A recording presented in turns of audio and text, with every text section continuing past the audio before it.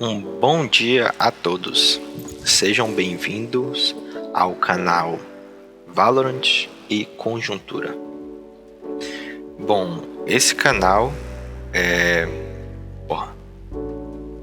Primeiramente, houveram tentativas de fazer esse vídeo antes. Essa é cerca da quarta tentativa. Um pouco das razões dos motivos pelo qual eu não consegui fazer esse vídeo antes é porque algumas partidas eu perdi, então eu tive que gravar de novo. Mas espero que agora eu seja capaz. Assim, eu já joguei a partida que vocês estão indo ver, né? E então eu já sei o que vai acontecer. Mas agora estou gravando o áudio por cima da partida, porque literalmente é impossível você gravar a partida e o comentário ao mesmo tempo. Bom, esse é o canal Valorant e Conjuntura. Eu não sei se eu já falei isso, eu tive que fazer uma pausa agora, mas de qualquer forma falei beleza. Valorant e Conjuntura. Esse canal será sobre Valorant e a conjuntura. O que isso quer dizer? Eu irei mostrar para vocês a minha gameplay. Eu que sou um jogador Platina 1. Nesse momento eu estou Ouro 3 porque eu lamentavelmente perdi a partida lá. Mas não foi minha culpa, foi culpa das outras pessoas que eu estava jogando junto. E enquanto eu mostro a minha gameplay, eu irei comentar sobre os mais diversos assuntos. Os assuntos que estiverem trending. Como que eu falo trending em português? Os assuntos que estiverem em alta. Serão desde os mais insignificantes, na minha opinião, né, que o critério é meu, até os mais importantes. E serão temas de política, entretenimento, séries, fofocas, mundo dos famosos, quem sabe, jardinagem, provavelmente não, mas é isso aí. Continuando, primeiro eu gostaria de dizer que durante meus comentários eu provavelmente vou falar sobre números e algumas estatísticas e outras grandezas. Mas eu já aviso que existe uma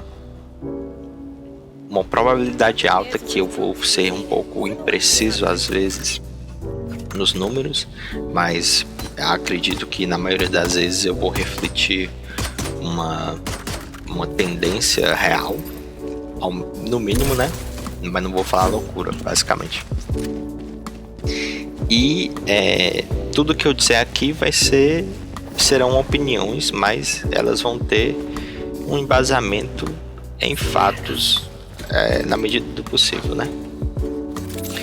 Bom, essa partida aí foi a primeira vez que eu testei esse setup de Viper, que é nuvem na B e a cortina na A.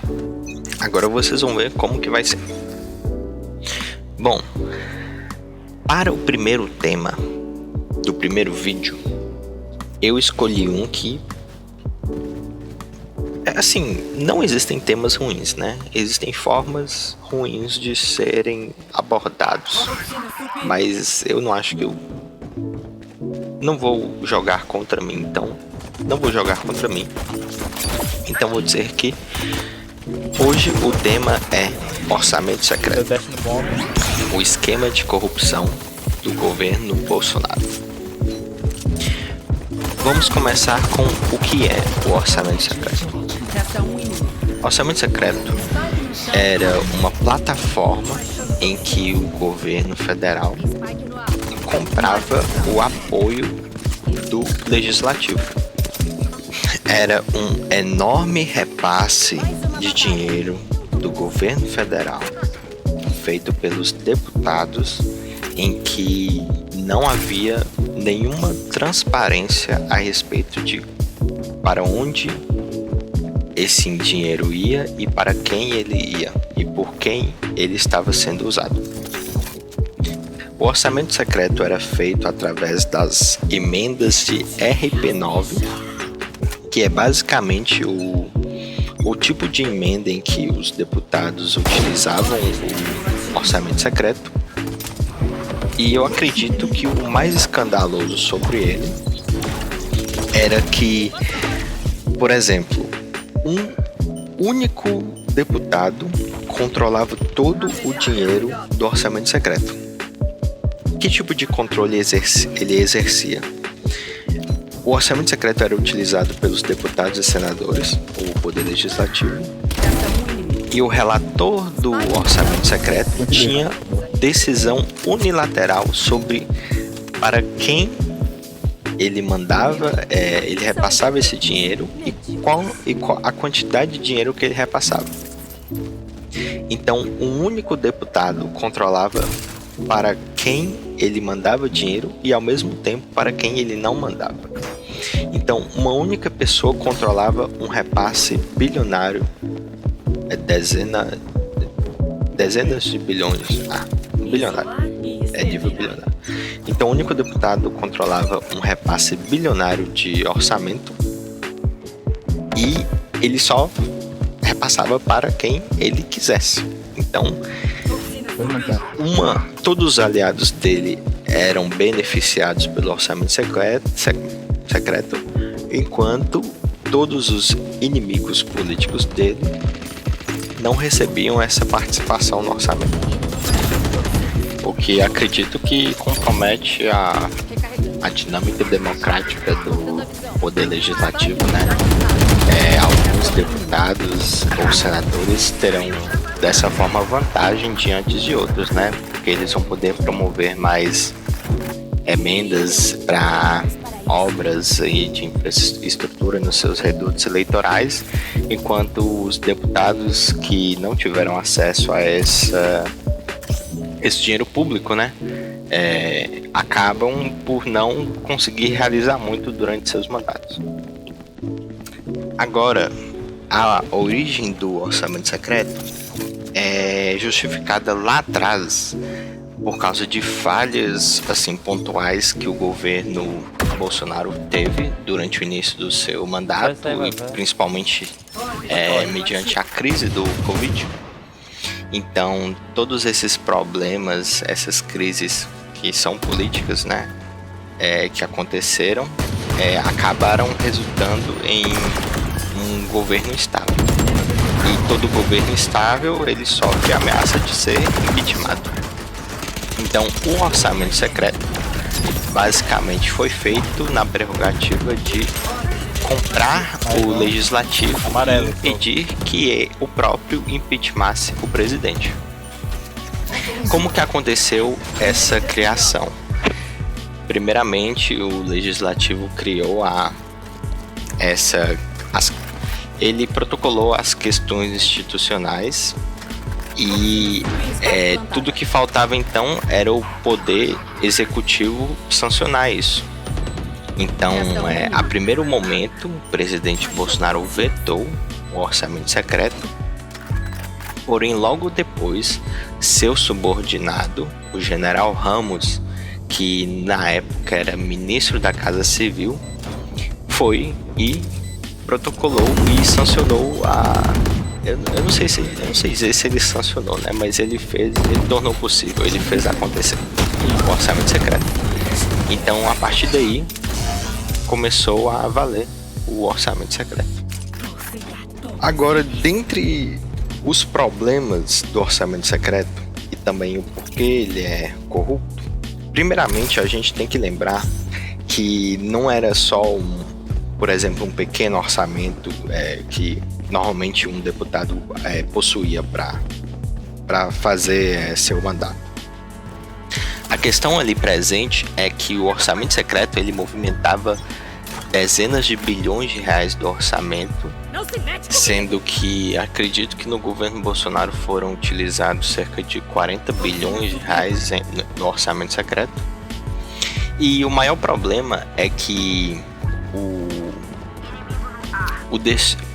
funcionava, eu acredito que eu já falei, né? Mas o relator, ele direcionava esse orçamento para outros deputados que direcionavam para alguma obra, alguma questão do tipo, muitas vezes presente nos seus redutos eleitorais.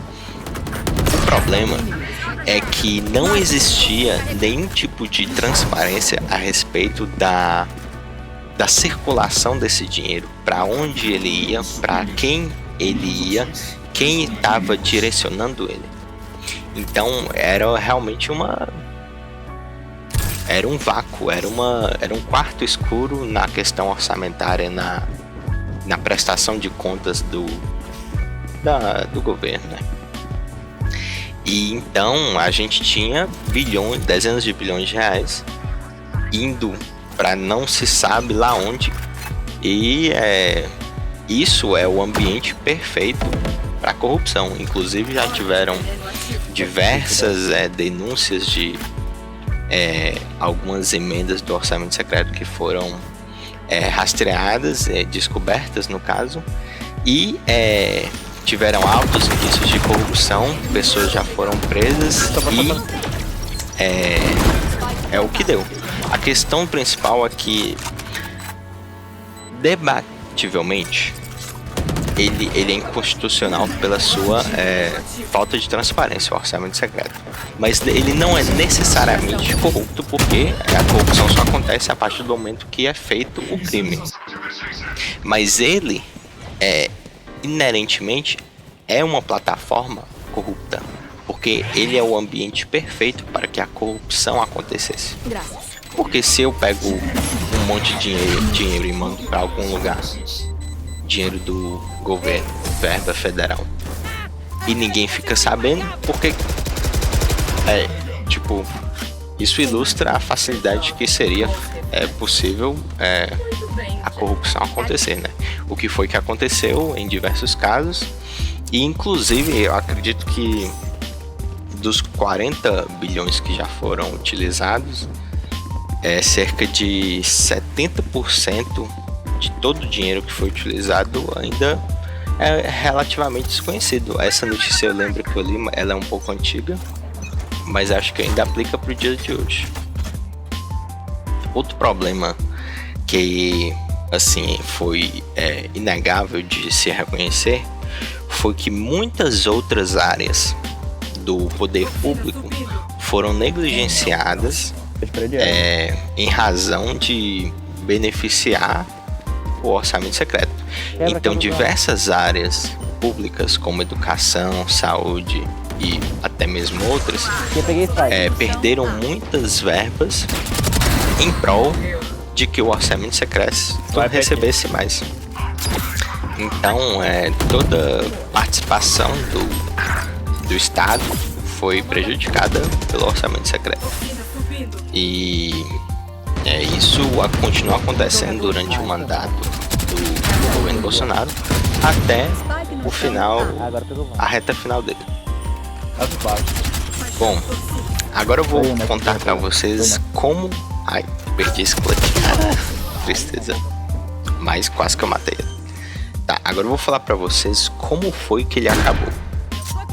Bom, quando foi exposta em 2021, eu acredito, várias denúncias de como o orçamento secreto estava acontecendo, alguns escândalos de corrupção mesmo que foram trazidos à tona através do trabalho de jornalistas. O Supremo Tribunal Federal, ele em determinado momento, no segundo semestre de 2021, ele suspendeu os repasses do orçamento secreto. E isso travou toda aquela circulação do dinheiro. Agora, uma coisa curiosa que aconteceu depois. Um grande problema é que o Poder Legislativo, que tinha controle do orçamento secreto, ele estava em uma posição muito confortável, porque o próprio Executivo apoiava essa plataforma, que era o orçamento secreto. Que tá, morri. No caso eu lembrei que eu morri, né? Porque é uma gravação. Você tá ouvindo a gravação da gravação. Mas não posso falar. Dentro do bomba, pulou dentro. Continuando. Putz, fiquei perdido. Vamos ver o que vai acontecer aqui. Eu tô ansioso. Ó, top.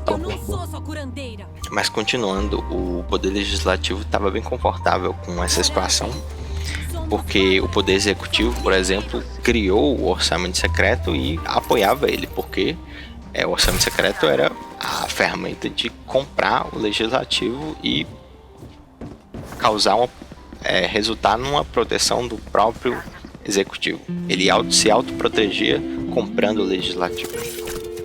O único empecilho que ele tinha, né, adversário nesse sentido, seria o próprio Poder Judiciário, que seria o STF no caso. O que aconteceu foi que quando o orçamento secreto foi suspendido, uma coisa que não se vê todo dia, o presidente do Congresso, da Câmara e o presidente do Senado simplesmente foram até o STF num movimento meio estranho, como se eles tivessem algum direito assim de reivindicar o que eles quisessem, assim. Era uma coisa institucionalmente contra-intuitiva. Nossa, eu morri sério, ele me matou sério. Mas continuando, então depois dessa visita, acredito que teve uma articulação política muito louca envolvida lá. Simplesmente disseram para a ministra do STF que pediu a suspensão, que iam dar mais transparência, e Timbum resolveu, mas não resolveu. Resolveu no sentido de que o orçamento secreto voltou, os repasses, a suspensão acabou, e o Legislativo teve então uma vitória política, mas o orçamento secreto continuou a acontecer. Então a gente vem para 2022, final do ano. O que aconteceu? Após um extenso trabalho dos jornalistas, porque a questão do rastreamento, de descobrir os escândalos, as eventualidades de corrupções que o orçamento secreto trouxe, isso se deve graças ao trabalho de jornalistas que investigavam objetivamente esses repasses e faziam suas matérias. E também, somado com a derrota eleitoral do presidente Bolsonaro, o Legislativo perdeu a confortabilidade que ele possuía diante dessa situação, porque então eles não tinham mais apoio do Poder Executivo, eles não tinham mais apoio da imprensa, não que eles tinham antes, eles não tinham, mas agora eles tinham uma imprensa e a opinião pública claramente contra o próprio orçamento secreto, né? Antes eles nunca tiveram apoio, né? Mas agora eles tinham a rejeição objetiva. E também então Bolsonaro perde.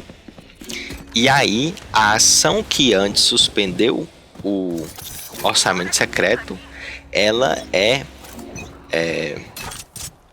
executada no sentido de continuar.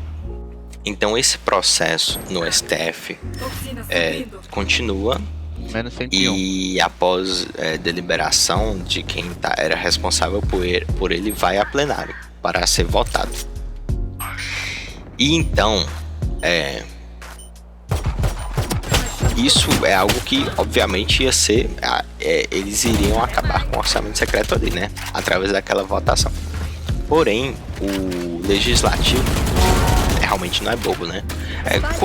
Nesse vídeo aqui, toda vez que eu falo Legislativo, vocês podem entender como o Centrão. E aí, então, continuando, o Centrão não é bobo. Eles então tentaram meio que constitucionalizar o orçamento secreto. trazendo através de algumas emendas, não sei qual que é o protocolo correto, foi uma PEC ou sei lá o que, acho que foi uma,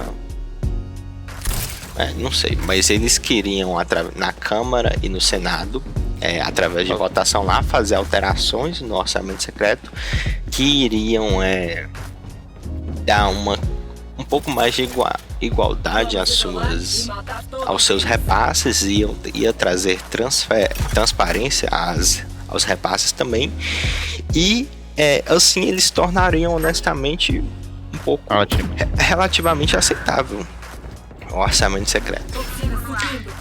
Entretanto, o que aconteceu foi que no plenário do STF foi votado por 6 votos a 5 pela inconstitucionalidade do orçamento secreto, e assim ele veio a acabar. Era uma votação difícil, porque o próprio orçamento secreto ele foi feito de forma legal, porque o próprio poder legislativo criou ele e estava usufruindo ele, e ele votou ele de forma constitucional. Era uma coisa já baseada na própria lei.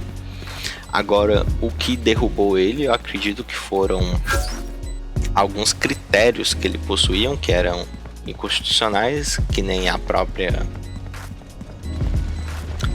falta de transparência, né, a respeito disso, e também uma questão de que o poder legislativo estava desempenhando um papel que era divergente ao que ele era constitucionalmente orientado. Então foi assim que veio a acabar o orçamento secreto. E inclusive no ano de 2023, ao todo, durante o governo Bolsonaro, o orçamento secreto foi utilizado cerca de 40 bilhões de reais. Para o ano que posterior a 2022, estava na LDO do orçamento, que é feito pelo governo federal junto com o poder legislativo, que seriam empenhados mais 20 bilhões de reais para as emendas de relator, as emendas RP9. Então foi assim que veio a acabar. Eu acredito que isso tudo aconteceu graças ao poder judiciário, que no caso literalmente fez acontecer a inconstitucionalidade dele, e também ao novo governo eleito, que não apoiou politicamente a manutenção desse tipo de política orçamentária.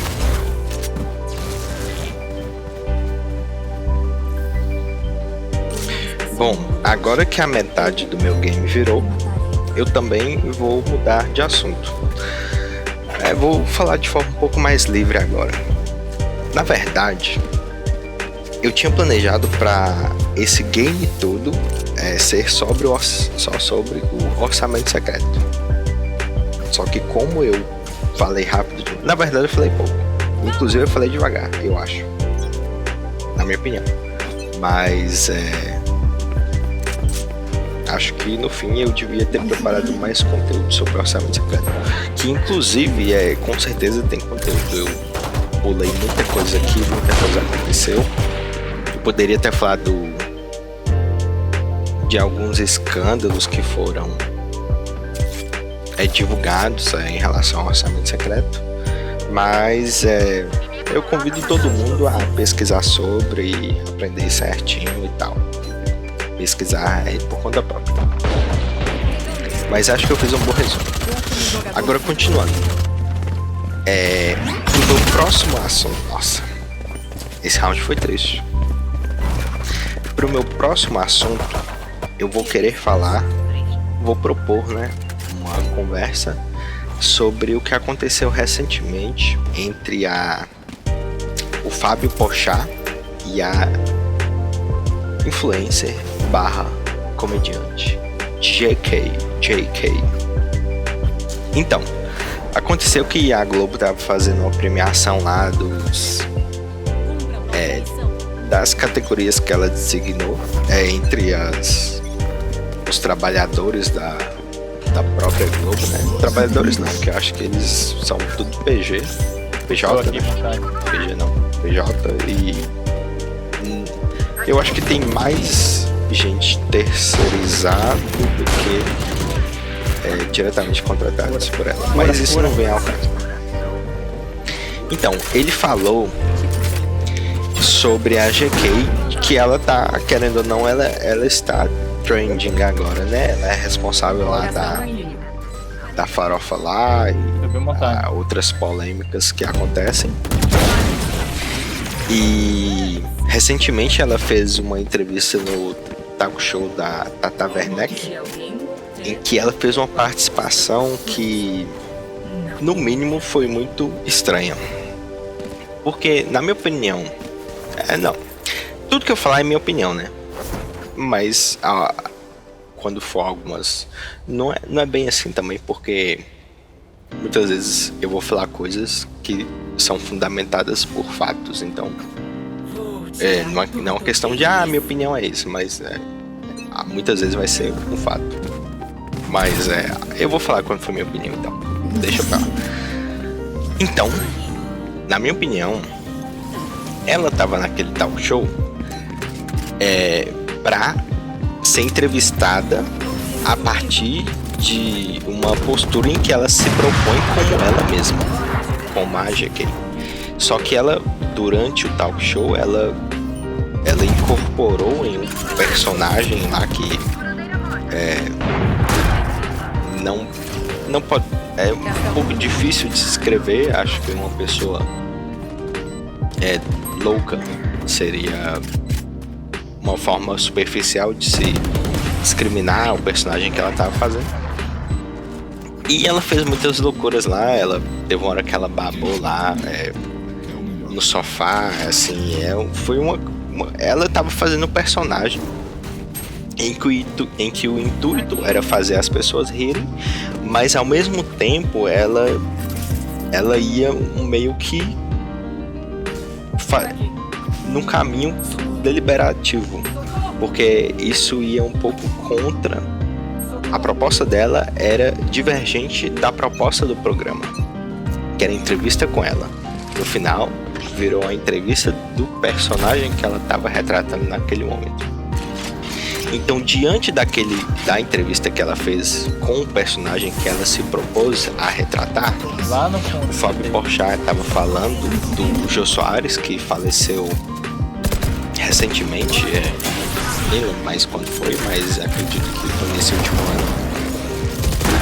E ele falou que loucura seria se ele entrevistasse a GK, porque ele é um entrevistador, um comediante, acho que ele é comediante, né?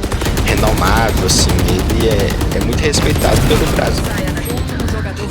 Atenção para minha jogada. Joga um veneno aí. Não teve jogada porque eu morri. Mas de qualquer forma, então, diante dessas características que o Jô Soares tinha, entrevistar a GK seria eles são personalidades um pouco conflituantes, porque ele é meio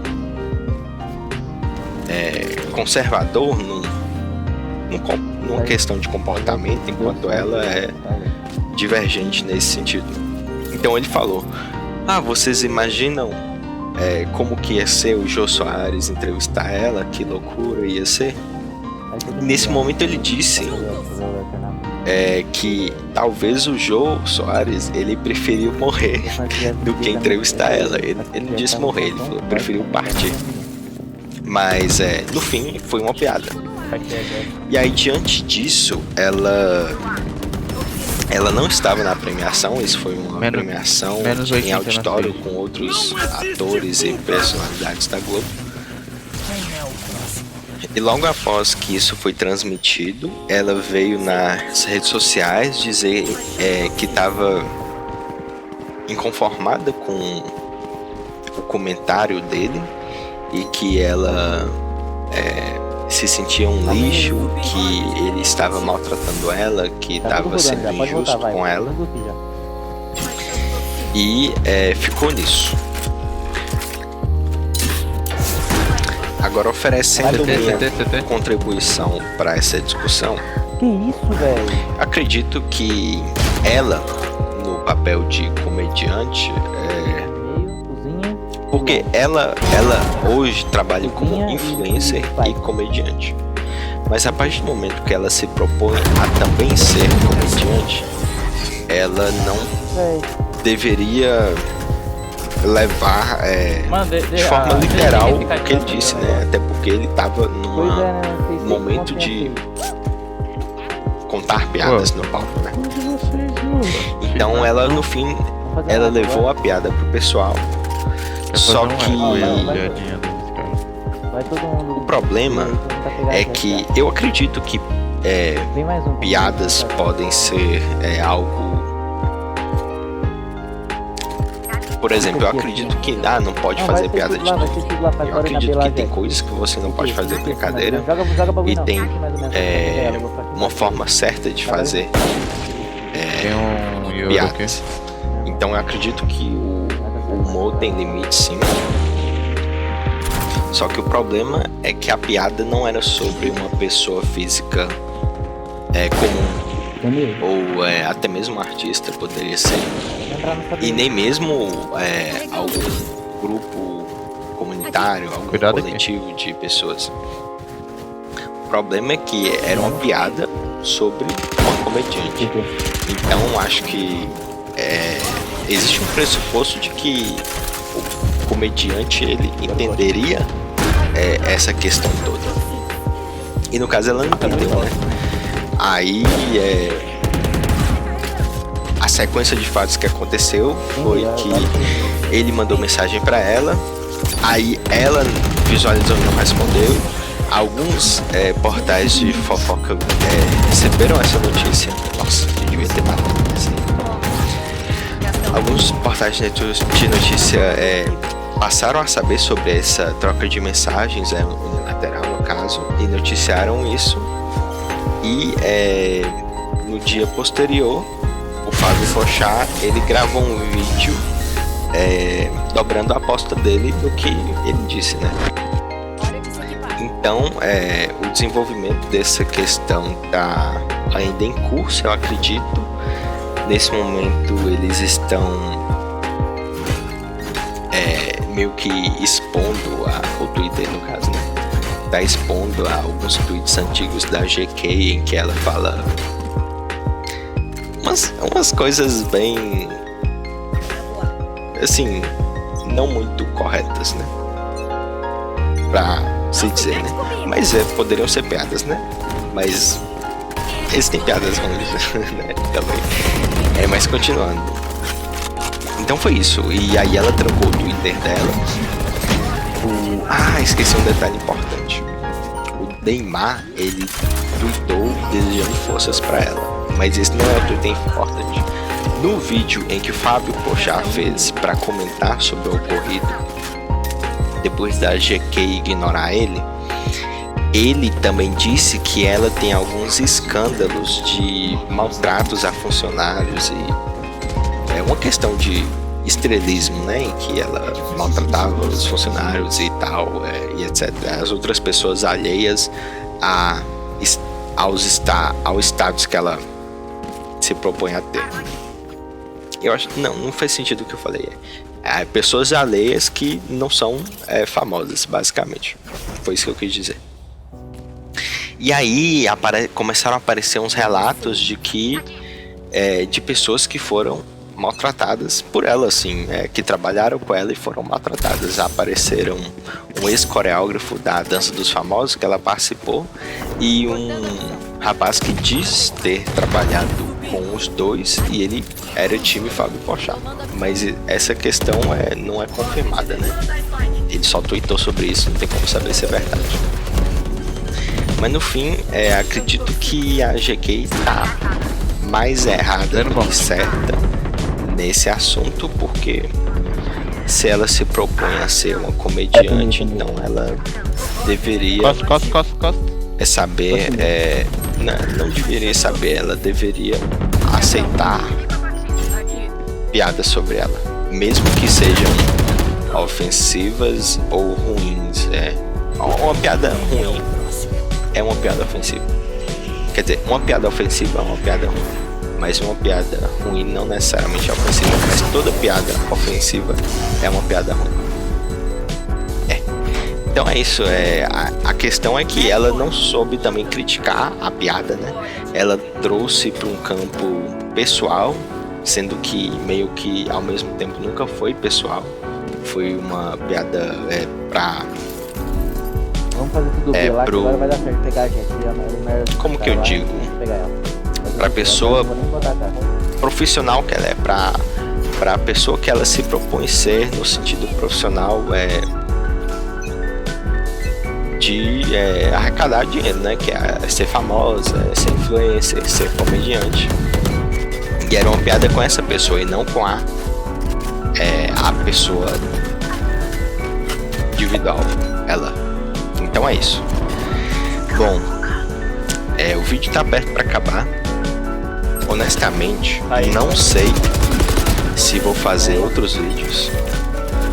Esse aqui foi uma tentativa. Acho que eu vou fazer quando tiver um tema mais... Não, todo tema é bom. É a forma que o tema é dito. Mas aí é isso, e espero que... Eu não espero nada, né? Honestamente. Acho que é isso, então. E vamos ver como é que vai ser. Vocês podem colocar alguma pergunta se alguém assistir esse vídeo, que eu vou responder. Então agora deixo com vocês o final do vídeo da minha gameplay. Vitória dos atacantes.